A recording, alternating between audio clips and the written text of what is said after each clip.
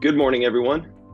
Thank you for joining us this morning for our webinar presentation, Transforming Conflict into Collaboration. So I wanted to take a quick few minutes here just to introduce our presenter, Scott DeLong. Scott is an author, speaker, educator, and entrepreneur. He started his entrepreneurial career, and during that time, he bootstrapped 3 businesses and successfully exited each of them. Now in his career, what he does is he goes to work with business leaders and other entrepreneurs to work on some of the important and often overlooked soft skills that corporations, companies of all sizes really need in order to help their teams and businesses thrive to the levels that they hope for.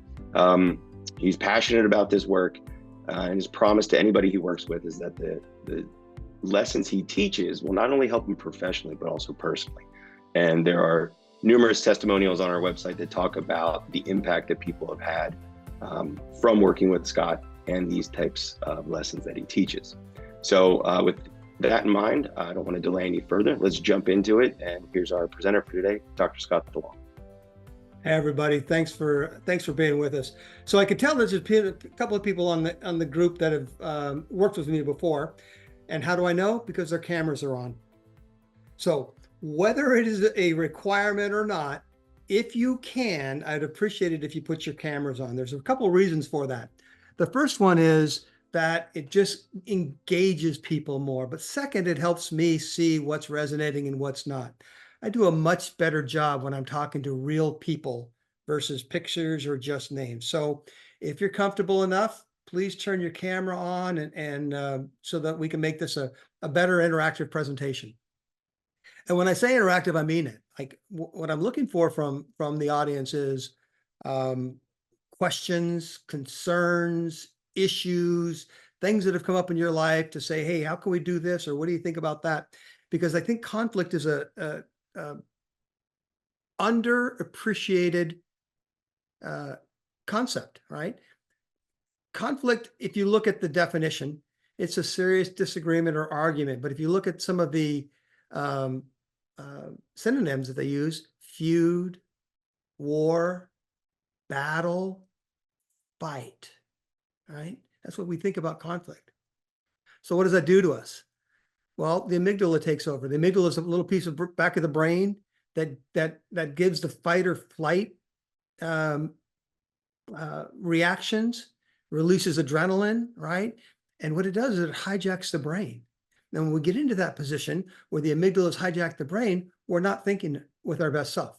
We're not thinking with the part of the brain that is used for thought process and forward-thinking things.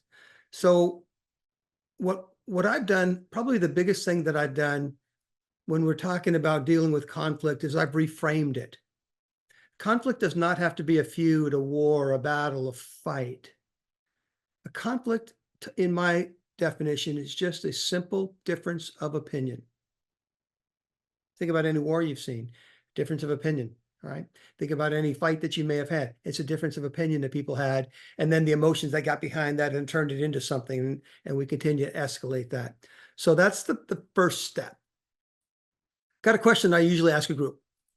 Use the chat feature if you would, and just put the word fight or flight. When somebody talks to you about conflict, which is your go-to? You want to fight through it and battle and win? Or when you see a conflict, you kind of steer away from it and avoid it at most cost? What are some of the things? Flight, bunch of flights. Yeah, interesting. More flight, right? I see fight once in a while from folks, and it's usually people with power. Big, strong people with positions, they don't mind conflict because they know they can dominate the conflict. And they can win the battle, they can win the fight, they can win the war with whatever power they have. But most of us, in fact, the research says that about 76% of people in the world will avoid conflict at all cost and take the flight mode. They will steer away from it. They will avoid it. And there's some danger in that, right? We're going to talk through that. So the purpose of today's webinar, it's really that we want you to look at conflict from a different point of view so that you can see the advantages of having a difference of opinion. I mean, I say all the time, if everybody thought like me, it'd be a pretty boring place in the world. We wouldn't have much growth either, right? We would just say, okay, whatever Scott says, we just do. And then we're only going to be as smart as Scott is. So I am one of the few people that love conflict. If someone said, hey, who likes conflict? Raise your hand. Very few people do. Those with power might, but I raise my hand because I think it's an opportunity to learn. Opportunity to learn and grow. Whether it's learn and grow about the subject that we're talking about, or learn and grow about the human being that I'm dealing with, which is probably even more important to me to make sure that I get to that spot. Because the purpose of this is really to show you that conflict can be a good thing. Weird statement to make, I know people struggle with that, but conflict can be a good thing. So conflict in the workplace. So there's some stats, and this comes from a company called GetNux, which is a market research company. It's an independent market research company that put together some statistics. And it's also backed, these stats are backed up by the Center for Management and Organizational Effectiveness. I don't know if you've heard of them, but the people that do the Myers-Briggs testing, they back up these statistics almost identically, right? The numbers are percentages are a little bit here and a little bit there. But basically what they're showing is that 85% of the people in the workplace feel that they have to deal with conflict, or there's conflict in their workplace. And I'm going to suggest that number is pretty low, because I think the other 15% just don't recognize that it is a conflict. I said something and I have enough power and no one challenged me, which is really a conflict, but they didn't do it. They just went along with what I said because I had that power. So I'm going to suggest that the number's higher than 85% because people aren't trained to speak truth to power, which is going to be part of what the learning process is going to be. The other stat that was interesting is that 79% of people who experience workplace conflict say that their workplace is hostile. They say workplace conflict creates a hostile environment, or a more colloquialism word that's around, a toxic workplace. Now, I hate that term. When I know 20 years ago, there was a word that I hated more than any, and that was jerk. Oh, that guy's a jerk. And I just thought that was just too easy to say and didn't really get to the core of the issue. But now the word is toxic workplace. When I hear that, I cringe, because what does that mean to me? One, it is me blaming someone else. If I'm calling it a toxic workplace, I'm blaming someone else. It's their fault for all of this, not taking any personal responsibility. But two, I'm really setting up an exit plan. And that exit plan may include litigation, right? When you hear the word toxic, when I hear the word toxic workplace, I think potential litigation. So I want to avoid that word at all costs. There's some more alarming stats that come from actually the same survey, and that says that 29% of people who feel conflict in the workplace, and remember, it's 85% of the people feel it, 29% of that 85 are actually thinking about leaving the organization. Turnover rates are too high as they are. What if we could take that 29% and drop that down to 6 or 7%, just through a few minor adjustments, some training with our management staff, and maybe training with our people as well, to get them to understand that conflict can be a good thing. So what does all this translate into? It's estimated that $359 billion a year is wasted in the US business environment based on conflict, lack of productivity, people changing jobs, running away and fearing, and all of that. I mean, that's a pretty high number. I don't have an organization that could possibly lose $359 billion, but collectively we can. But I can't afford to lose $100,000 based on conflict, less productivity, or someone changing their jobs or whatever. So these are the negatives that we deal with conflict.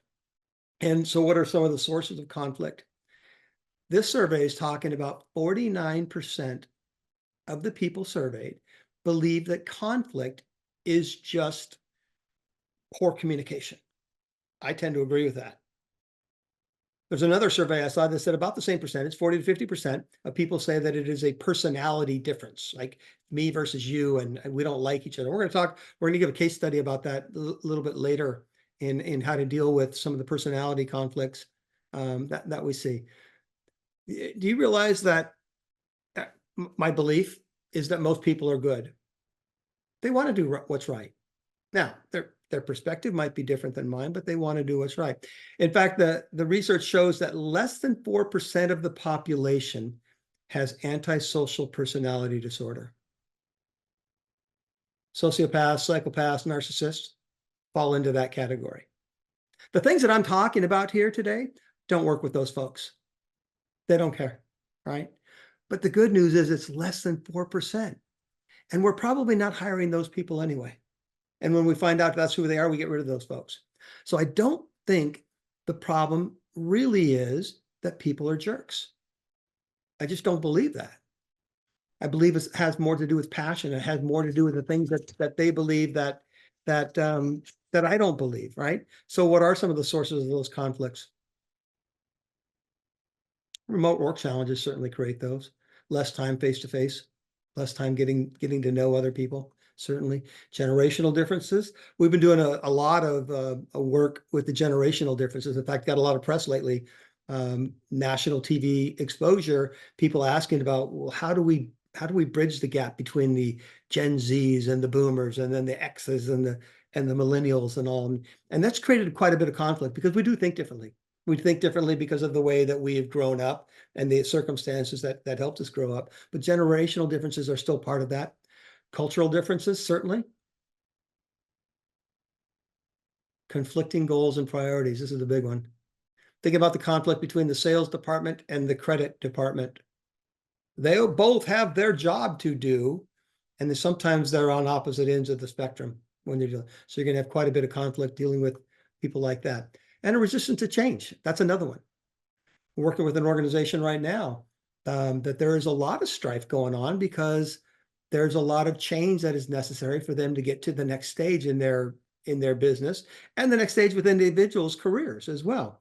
And that does create sources of conflict. This is the way it's always been. Here's how we've always done things. And when we go to change things and change them for the better, hopefully for the better, that there's going to create strife. Even though it's going to be better, the amount of strife and therefore conflict that happens is quite prevalent. Values and ethics, well, we might have differences there. Power struggles, certainly there. No question about that. And then critique, right? I've got clients that go through a peer review process, that they might have after action reports or postmortems, right? So that kind of critique can create conflict, and how we handle that can cause problems. But there's one thing in common with all of these. It's people. There's conflict because we're dealing with people. And people think differently. And we need to allow for that. The good news is that they think differently. Again, if everyone thought like me, we wouldn't get very far. So we need differences of opinion. People talk about diversity, equity, and inclusion, and I'm talking about all diversity, equity, inclusion, whether it's generational differences or racial differences or socioeconomical differences, will help build an organization as long as we're listening to those folks. So are there benefits of conflict? And I said earlier that conflict can be a good thing. And I strongly believe that. In fact, I think conflict is a good thing. That's why I welcome it so much. So what are the benefits of that, of having a good conflict resolution process within the workplace? We're going to have improved productivity. We're going to be able to get things done faster, smoother, better. Enhanced morale. Think about those 79% of the people who think that the toxic workplace, right? Well, if that number gets less, the morale goes up just automatically. There's an immediate switch in that. Better team collaboration. Anyone in the group on teams right now? Everyone have a team that they work with? Is there a jerk in the room? The social loafer that doesn't do things and lets you carry them? And you don't have to tell me who it is, right? But just think about the person that allows you to do all the work and they get equal credit for it, right? That goes away when we have a better conflict resolution process. Now you're going to say, well, that's a personality difference with this person. And I don't think it is. Again, unless that person belongs in the 4% of the population or less than 4%, that's in the antisocial personality, everybody wants to do a good job. They want to produce. It's things that get in their way that stop them from reaching out and being part of the group. And if we can remove some of those barriers, we're going to get better collaboration with our teams. Reduce turnover and absenteeism. People avoid that conflict enough that they call in sick. Call in sick enough, you're going to have turnover, right? If they're not comfortable in a space, they're not going to stay long. In fact, when they're calling in sick, they're probably looking for another job. Increased innovation and tech and creativity. There's a different survey out there that says that 56% of managers claim that conflict increases their innovation and creativity.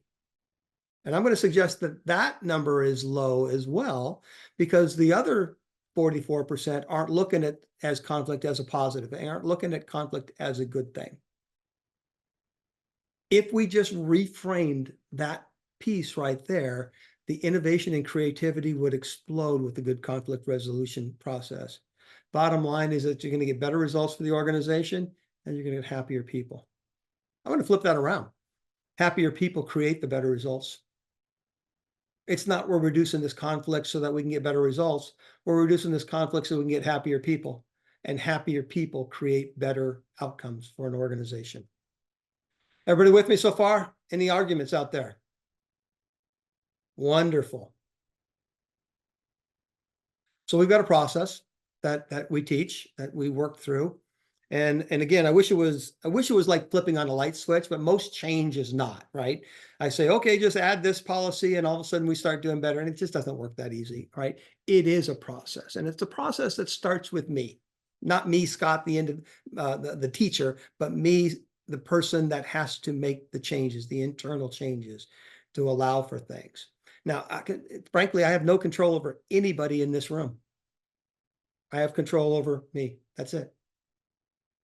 And if I change me, the chances are, unless you're in that 4% or less, right? The chances are that might inspire you to see some differences and want to make some similar changes yourself, or ask questions and find out a little bit more.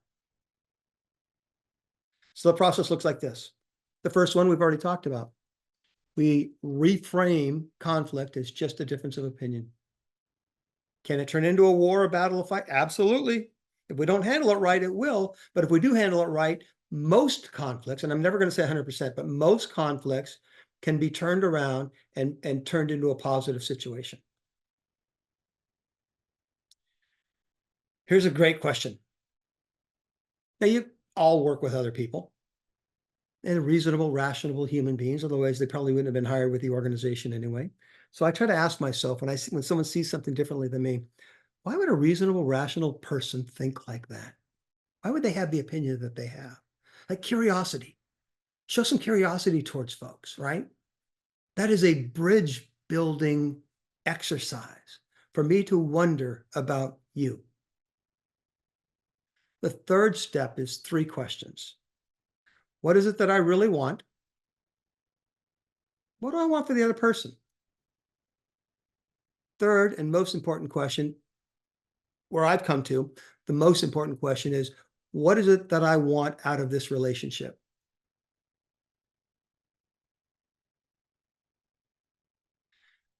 Answer those questions before you walk in. You might come in with a different point of view. Then you just determine the position that's going to get you what you want. People will use power because they say, I want whatever it is, and I'm just going to demand it, and I'm going to get it. If they have enough power, they can get it. And I'm going to suggest that even if you have that power, that is not the most productive way to get what it is that you want. Because of question 3. What does power do to relationships, right? It changes them. It makes them negative. If I started imposing upon, if I started imposing my will upon you, Jody, what would you think, right? All of a sudden, you're going to stay a little bit further away, so you don't get that power imposed upon you. Unfortunately, I don't have the power over you, so I can't do it anyway. But if I did, right, then power is not a great way. People use persuasion, Like the person that can sell the best ends up getting their way. And what ends up happening is there's resentment that happens there as well, because the person that is being sold ends up resenting not being able to have their voice heard, not being able to get their message out, not being able to get their wants and considerations, or wants and needs considered, right? And resentment holds out. And the third way is this process of creating synergy. Synergy is an overused word. I know John on the call here, he hates it when I use the word synergy because he thinks it's trite and overused and all that, but synergy is a real thing. It's a combination of my idea and your idea coming up with something better than either of us would have come up with on our own. And I believe that is the real benefit of, for situational conflict, is that we are going to get a better solution. There's a line that I like to use, and I believe this wholly, that as smart as I think I am, or as smart as you think you are, is like smartest person in the room concept, right? We, whoever's in this room, smarter than me. Now, you still get the benefit of my knowledge if I'm willing to share, certainly, but you have experiences and you have knowledge and you have education and you have training that I may not have. And those experiences can only benefit me. They can certainly reinforce my ideas. They can get me to think completely different and say, huh, hadn't thought of like that. This is better. What you're thinking about might be a better solution for us. But usually what ends up happening is it's not one side or the other that has the best idea, but it's the combination of us. My idea with your input, come back over here to the third person that had a different thought on it. And then this synergy gets created and we end up getting a better idea than any of us would have come up with on our own. Left up to me, it's the first thing I think of. Let's go do it. Let's be efficient. Let's get it done, right? And we're probably missing something when we go about it that way.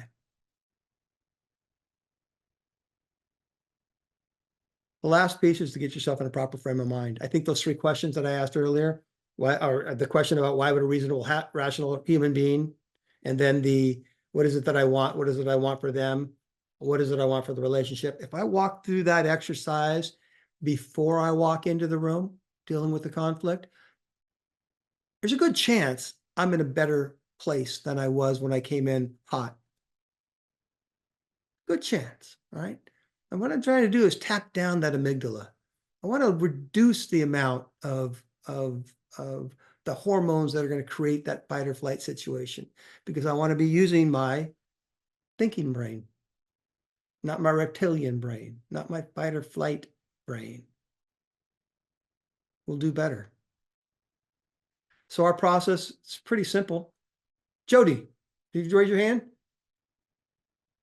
I did, but maybe you're just about to get in here. I was going to Ah, ask, and I was going to ask in the process, do you have any like tips for maybe trying to get in that frame of mind to get there, and like asking in the question there, one of the things that pops into me is like, I know when going in there is like, sometimes I can fool myself into thinking the conflict's about something else. So sometimes it's for in my own eyes, like, what is it that's really upsetting me about there about this or something? Might be another question. And in there, it's like, once it's like, hey, I know what I want out of this, is at what point do you get into like, okay, what does the other person want, and yeah. asking Okay. those same So questions. we'll get I into know it's a that. lot, but it looks like you're about to get into it all The, there. the second question we'll get into when we talk about process. And I think this is really important, right? But I want to answer the first question because there's some things that I've trained myself to do. So I do a lot of work with emotional intelligence. It's a big deal. It's a big thing. And so I mean, I grew up this heavy-handed, hot temper, drive to win, get it done, get the trophy kind of guy. Just that's how I grew up. Come to find out, people became afraid of me. It's not what I want in my life, right? So what I had to do is I had to come up with a process that worked for me so that I could be in that proper frame of mind. Those questions certainly have something to do with it. Trying to get to the, what is it that I want for the relationship, right? Because the relationship becomes important to me. But I've also done a lot of work studying in meditation and breath work. So here's what I did. So every day at 3 o'clock, I go sit in my massage chair for 15 minutes and I close my eyes, listen to some music, and I meditate.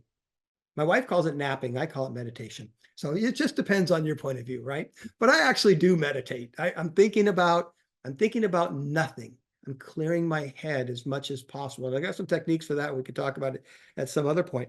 But this meditation combined with breath work puts me into a place that I'm calm, that my face isn't all red, that I'm not leaning forward.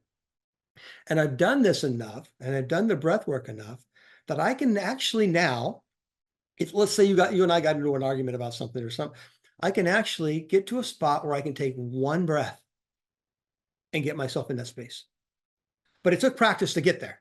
It's not an immediate thing. So that's one thing. But your mom probably gave you great advice, 20 years ago. Hey, Jody, count to 10 before you respond. Count to 10, right? Take a break.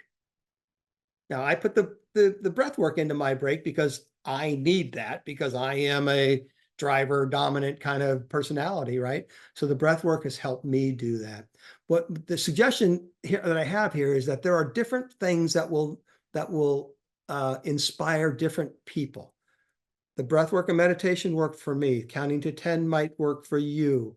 Going into another room, yelling and screaming and pumping your fist might be work for some. You like Tony Robbins. He goes and gets on a trampoline for 15 minutes before he goes to make a presentation because he wants that energy, right? Well, I'm talking about in conflict, I want that energy to come down, take it down a notch, because I can certainly escalate any conflict I want. I know how to do that.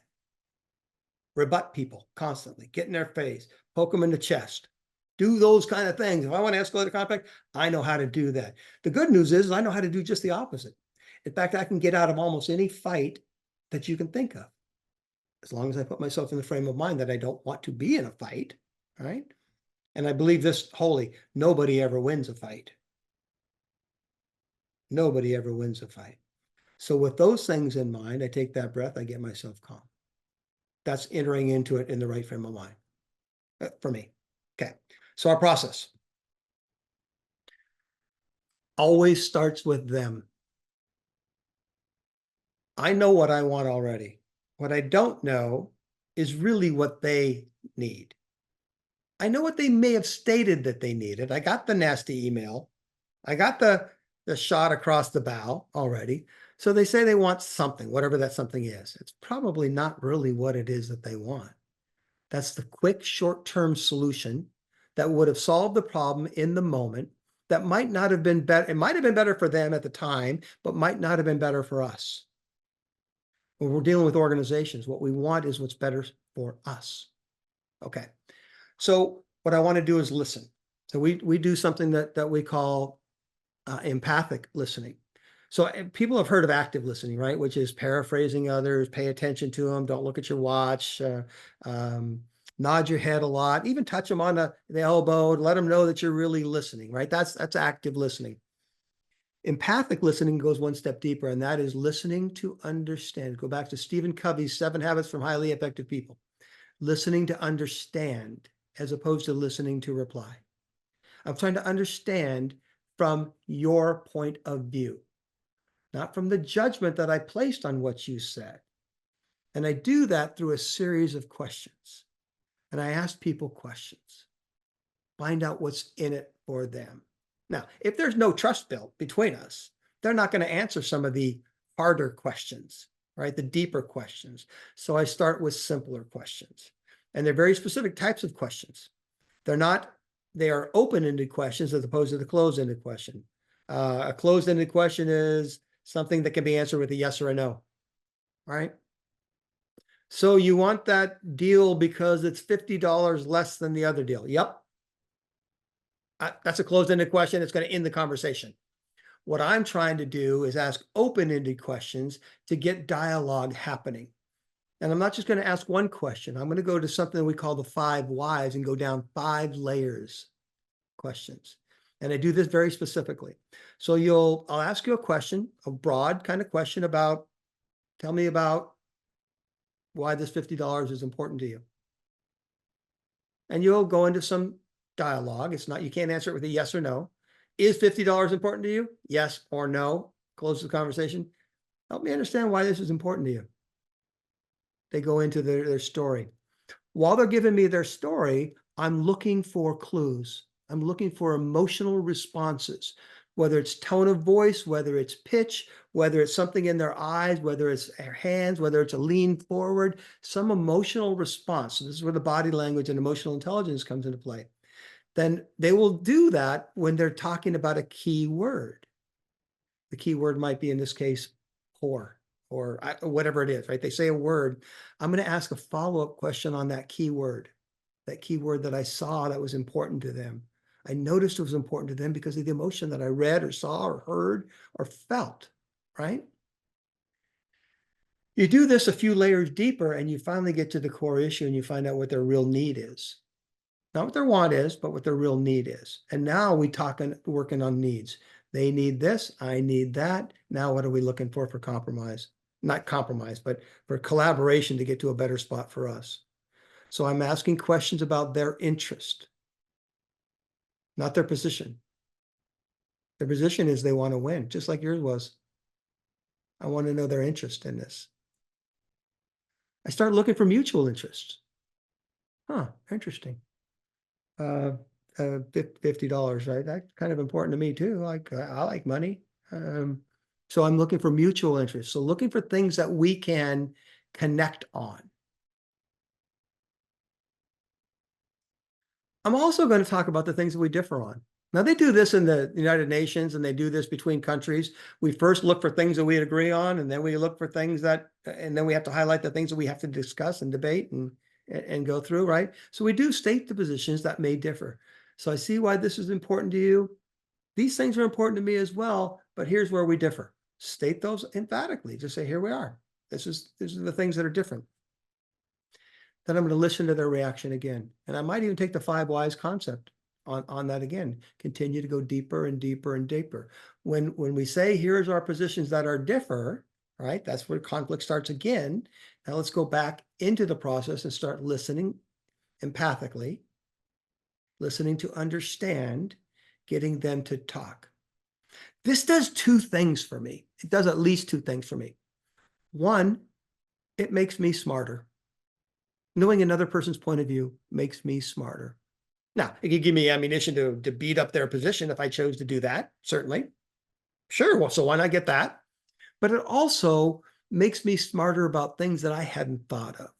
With my salesman brain, I'm not thinking about what the needs of the credit department or therefore the greater organization have, and they may be able to point those out to me. All right. So I'm going to get smarter in the process. From there, we can just brainstorm ideas. And there's a whole concept on brainstorming and how you can go through about that. But when we get to this spot, I told you it does a couple things for you. I failed to mention that. The second thing, besides getting smarter, is that it starts to build a relationship with that person. If I show interest in you, your needs, your cares, your conditions, the things that are important for you, what interest you, that's showing care for you and your side. What does that do to you? Draws you closer, doesn't push you away, right? If I start adding judgments to those things that interest you, that pushes you away. But showing care for those things doesn't mean I have to agree with them either, but showing interest that you care about it will draw us closer together.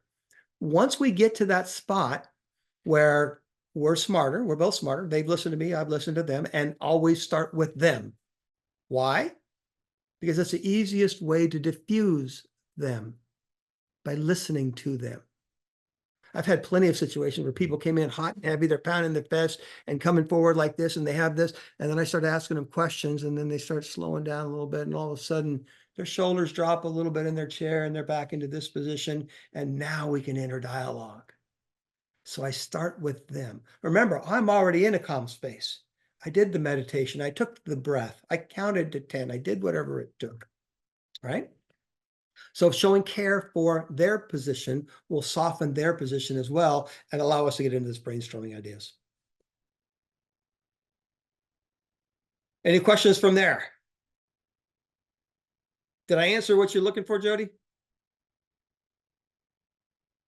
Oh no, you did. It's just it's complicated. You know, it's Yeah, it's conflict. It's nuanced. complicated. It's everything. You're right. It's like it's everybody. Whatever's missing pieces of information, people fill in with assumptions, and so in one way, I can see it. You're one side of a conversation, right? So getting Yeah. somebody at ease makes a lot of sense. But it's like you can kind of open yourself up and do that, and you can have the questions. But there's a certain piece where and I think you mentioned, which is I know a lot, kind of a key aspect of what you do is that trust part, and coming into relationships is like if you have those trust and you realize that you're kind of going to to a mutual interest that's there. But I think most people, like you said, they come in with a win, or it's. I'm there. It's like I think my idea is the best one. Otherwise, I wouldn't have it, right? But Sure. I do. But at the time, but I actually I'm more. I'm more with you on the we that it's there. But getting everybody to kind of go there and not assume that you're just trying to bully everybody into your way of thinking there. Sometimes Yeah. it's that power dynamic that, and sometimes you're on both ends of it. So I'm kind of interested in the power dynamic too, on the in both directions. It's one when you have to deal with somebody who's got the power, but when you are the person with the power too, how can you try and make that at ease Well, with back to the recognition of what it is that I want. So the power does matter. And in a lot of scenarios, I have the power, right? I'm the leader of the company. I've got this thing going on. I can make decisions without you if I wanted to. I got the power. I can do that. Or I was in an athletic field, right? There's a guy that's bigger and stronger than me. He's got the power. So how do I lower my power? The first is the recognition that I want to. I want to enter into dialogue, and power is going to stop that dialogue from happening. If I'm wise enough to realize that I want the dialogue, I want to get smarter, I want to build the relationships, then I'm going to lower my status so that we can talk as human beings. And I do that intentionally in my own brain to recognize, and this is a piece of humility, and I'm still working on it. I haven't got it mastered yet, but I'm still working on this. But I think it has to do with humility when you get there, which is part of what we call principled leadership. Humility, empathy, and vulnerability are the three pillars of our principled leadership, right? And humility is a big one.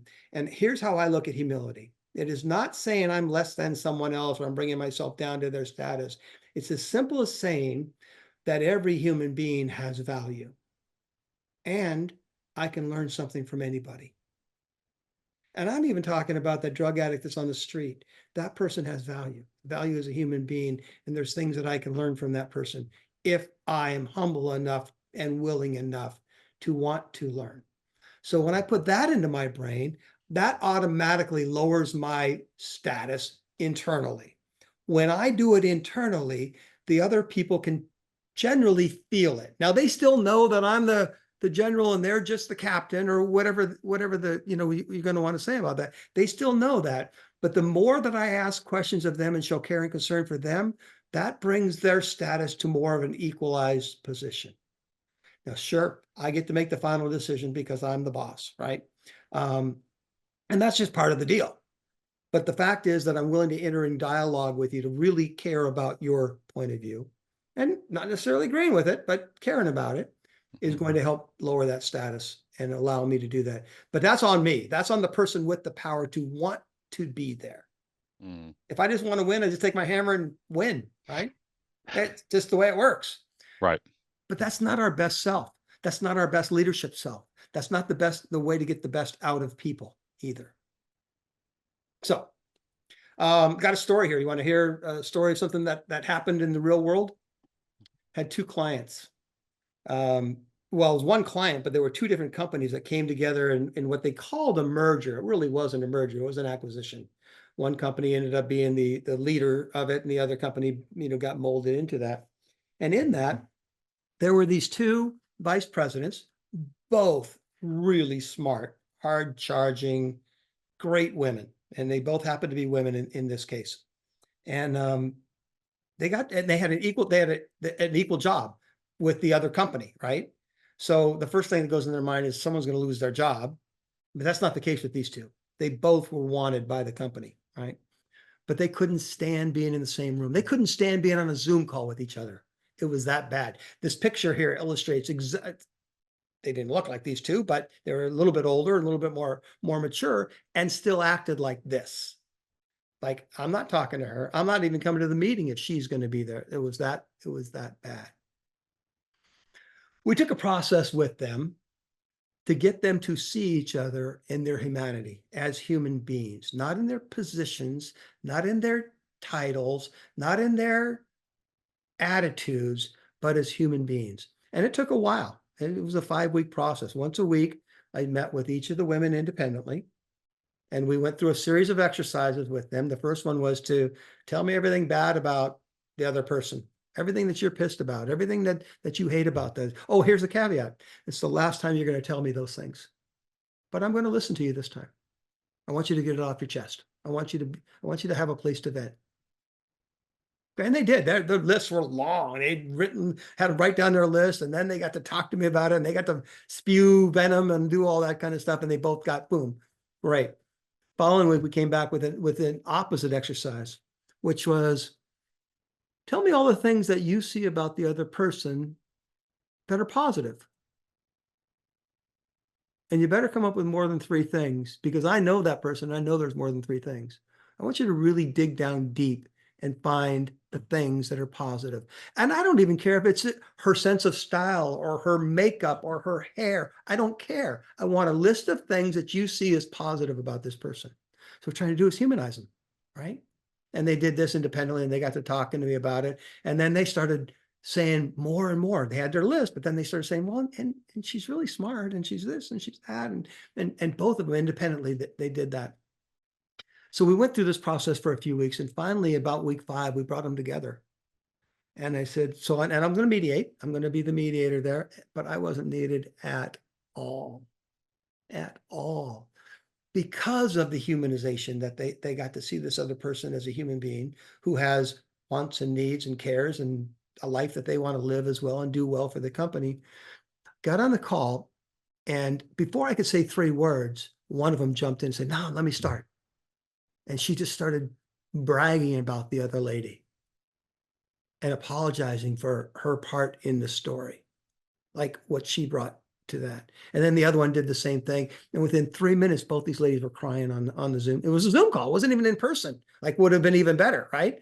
But on a Zoom call. So they both became they both recognized the value in the other person, that it's not an enemy, that they don't have antisocial personality disorder, that this could be an ally, that's a good person. They were able to work together in the future after that and collaborate and become on the same team. It was a really cool experience. So you talk about a conflict, right? These two hated each other, and just through a little bit of work, and my work's not easy, right? It sounds easy, but it's not easy. I do hold people accountable, right? I help you reframe your point of view. I will challenge your assumptions, and I'll hold you accountable. That's all really a coach will ever do for you. If they can do any more than that, they might claim to, but those are the 3 things that you want to hire a coach for. But so it's not easy to come and tell me stories like this, and they have to if they want to get to the spot that they've asked to get, right? So this was a really cool example of well, they've got another one where some business partners ended up having some conflict. And Jody, to your point earlier, that not every conflict is resolvable. Most are, not everyone is. One of these partners wouldn't participate like this the whole time, no matter what we did, no matter what his partner did. Guess what ended up happening with them?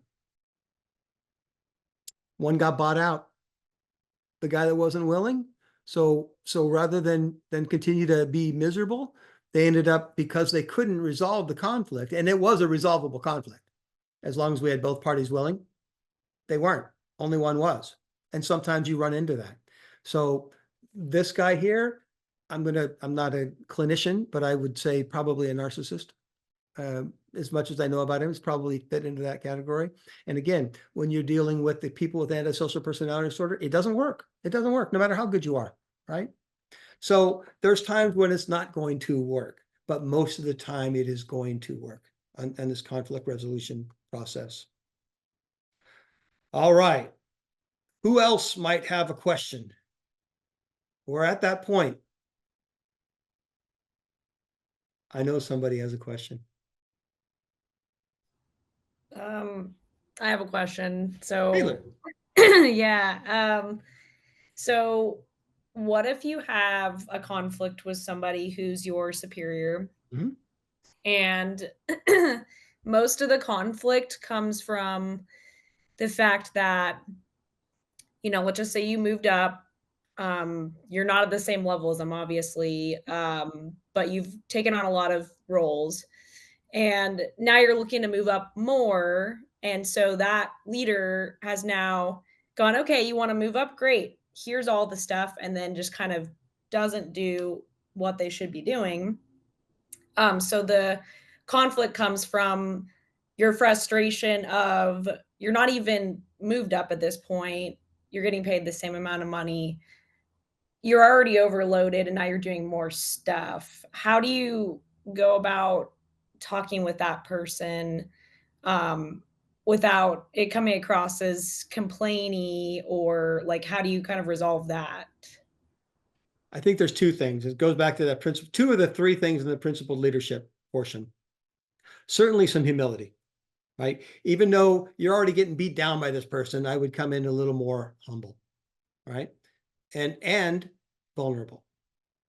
So let me tell you how that works. So vulnerability is probably the most powerful tool that I've ever seen.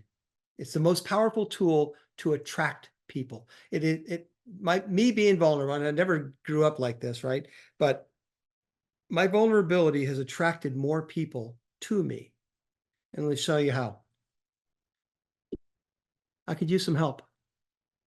Simple as that. I'm struggling with this. I could use some help. I'm humbling myself a little bit, but I'm also being vulnerable. When I ask for help, very few people will take advantage of me and kick me in the groin. They just won't. Like if I said to you, hey, I need some help, you lean in and say, how can I help? That's what human beings do with each other, right? So I say, I get all this. So I don't know your particular situation, but I get all these things that you want me to do. I'm not really comfortable with some. I'm going to try my hardest, right? I'm going to try my hardest, but there's going to be some things that I don't really know, but I could use some help. Can you teach me whatever it is? Boom, boom, boom, and go down through that. Rarely will someone say, no, figure it out. I mean, catch them in a bad mood. Maybe that's the attitude that you're going to get. So timing becomes part of this as well. But I'm going to suggest humility and vulnerability are the keys to this particular situation that you're dealing with. Obviously, we're not going to be able to solve a whole bunch of conflicts in just one, 5-minute thing. But if you go back down to it, you're going to hear a lot about that principled leadership. Humility, empathy, and vulnerability work. They work. What can you do, right? What can I do differently?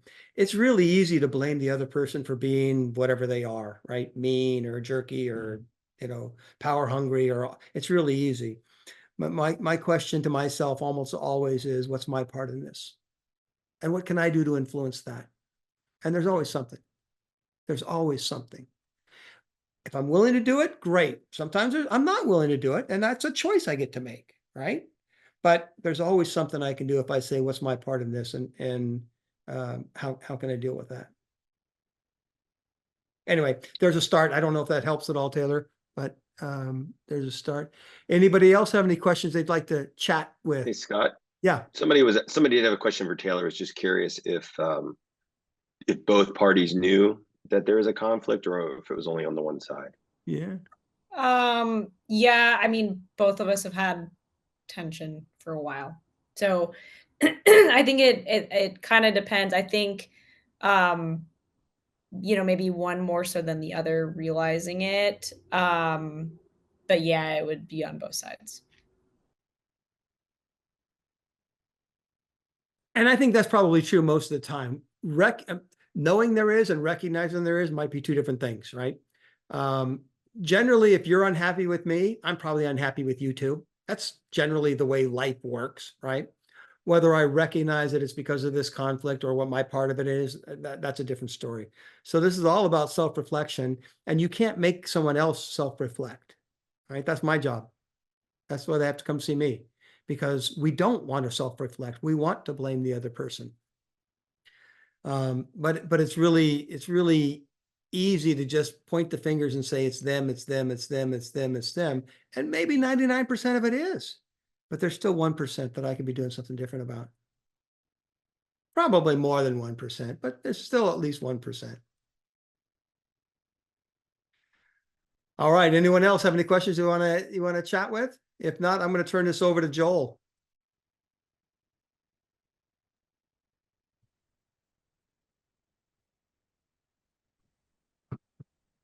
Hey, well, thanks, Scott. There's always some great takeaways. I see a lot of applications, not just in the business world, but even personal relationships. And folks, to Scott, a point Scott made earlier, it's obvious that we can't go into detailed conflict resolution process in this short time, but you can see from this meeting alone, Scott knows his stuff. This is our primary business, to teach these concepts to groups within your organization through both half-day workshops, 6-week courses, and even one-on-one coaching.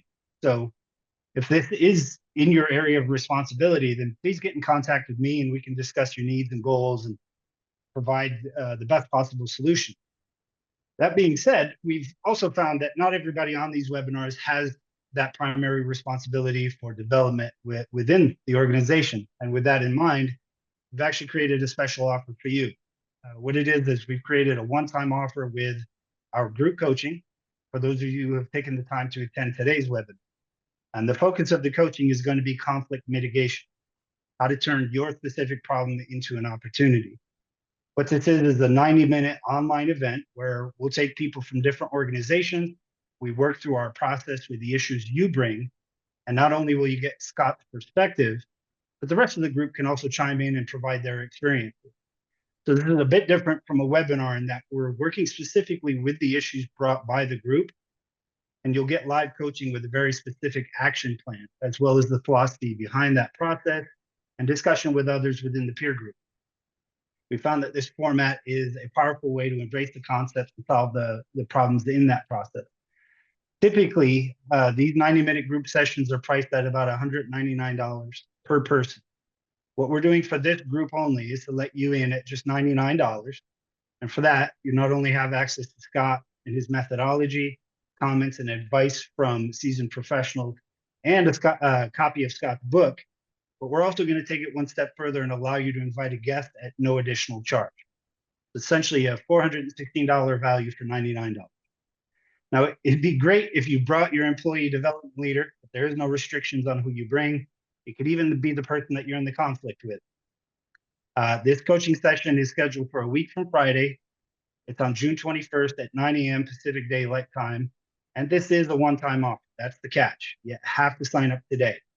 And to do that, you can simply email me at joel@leadtogoals.com, or you can call me directly at 385-645-5390. Again, it must be today. There is a limit to the number of people that we can make this offer to, because we do have to be able to help all those who come. If you're interested, just call or email me now. We'll get you set up. Well, I want to thank everyone for sticking on this long. We promised 50 minutes. We're 54 at this point. But we got a QR code up here or a link up here as well. Offered you for attending a copy of our mini ebook. Now, it's only 15 pages. It's not like a 300-page book on conflict resolution, but copy of our book here. If you want to scan the code or type in the lead, all you got to do is do that, and we will send it right out to you. It'll be electronic version of that. Print it if you want, but that's going to be up for a little bit of time. So if you want that book, jump on it right now.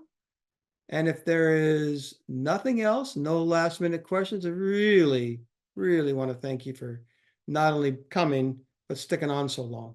I mean, it's an hour out of your day, and I really do appreciate that.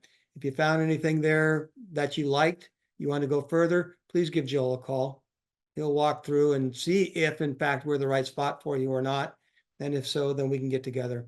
And again, that one-time offer on the group coaching sounds like fun to me. So I'm looking forward to it. If any of you want to jump on, bring a friend. We got another one coming up next month. If you're interested, keep tuned for where you found out about this one, either direct email or the LinkedIn kind of stuff. The next one's going to be directly on emotional intelligence, something we talked about. I think it is July 16th or 18th. Be on a Tuesday morning next month. So happy to have you all come to that one as well. Thank you all.